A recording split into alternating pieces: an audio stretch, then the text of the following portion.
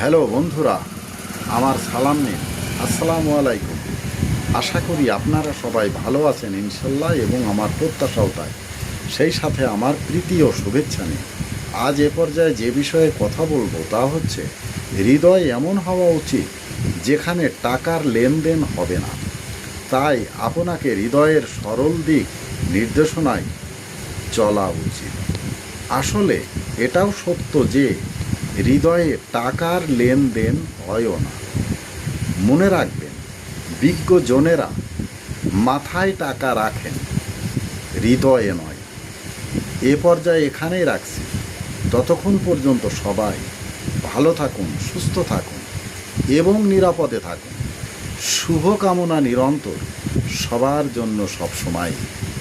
ধন্যবাদ Facebook Meta, ধন্যবাদ সকল বন্ধুসহ সবাইকে। আবার দেখা হবে অন্য কোনো ভিডিওতে। আল্লাহ হাফেজ।